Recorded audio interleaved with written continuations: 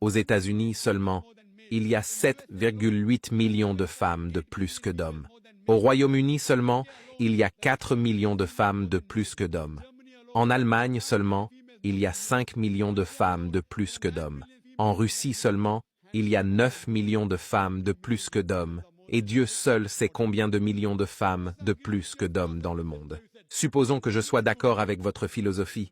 Vous avez dit un homme, une femme. Si je suis d'accord avec votre sœur, avec votre philosophie, un homme, une femme, et supposons que ma sœur se trouve être en Amérique, ou que votre sœur se trouve vivre en Amérique, et supposons que le marché soit saturé, un homme, une femme, et qu'il y ait 7,8 millions de femmes qui ne trouveront pas de partenaire pour la vie, un homme, une femme. Vous dites, Dr Zakir Naik, propriété publique. Un mot si dur, ma sœur. C'est le mot le plus sophistiqué que je puisse utiliser. Je ne peux pas utiliser le mot le plus sophistiqué que propriété publique selon les types d'Amérique. Savez-vous qu'en moyenne, un homme, avant de s'installer avec une femme, a 8 partenaires sexuels différentes. Certains peuvent avoir 1, certains peuvent avoir 10, certains peuvent avoir 28 partenaires sexuels avant de s'installer avec une seule. Donc la seule option qui reste, c'est que si ma sœur vit en Amérique, ou si votre sœur vit en Amérique, et que l'option lui est donnée, et que le marché est saturé, tous les hommes ont trouvé une femme pour eux. Et malheureusement, ma sœur ou si votre sœur vit en Amérique, vous êtes l'une de ces femmes. Vous, une des femmes qui n'a pas trouvé de partenaire de vie. La seule option qui s'offre à elle est d'épouser un homme qui a déjà une femme, ou de devenir une propriété publique. Toute femme modeste opterait pour la première solution.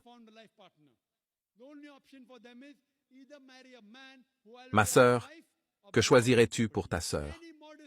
Épouser un homme qui a déjà une femme ou devenir une propriété publique? Ma sœur est trop jeune pour se marier. Quand elle sera grande et si elle va en Amérique ou si vous êtes en Amérique? C'est à elle de choisir. Que préférez-vous pour elle? Vous êtes la sœur aînée. Préférerais-tu qu'elle devienne une propriété publique ou qu'elle épouse un homme qui a déjà une femme et qu'elle obtienne les mêmes droits? Dans l'islam, si vous avez une deuxième femme, vous avez les mêmes droits. En Amérique, la propriété publique n'a aucun droit. Elle est dégradée, déshonorée. En islam, elle a les mêmes droits. Elle est honorée. Que préférez-vous pour votre petite sœur quand elle sera grande? Il est parfois difficile de dire la vérité, n'est-ce pas? Surtout devant un public aussi nombreux. Quoi qu'il en soit, j'ai votre réponse, ma sœur. Je vous remercie. Et votre silence en témoigne. C'est donc pour protéger la femme, et non pour la dégrader, que l'islam permet aux hommes d'épouser plus d'une femme. À propos d'une question, est-il obligatoire que le mari demande la permission à sa femme? Ce n'est pas obligatoire parce que si elle veut protéger, si cet homme veut protéger une autre femme. Une femme normale, je suis d'accord avec vous, aucune femme dans des circonstances normales n'aimerait partager son mari. Il faut être d'accord. C'est la nature humaine. Mais si la femme est une bonne musulmane, ce qu'elle dit, c'est de laisser une petite perte se produire pour éviter une grande perte.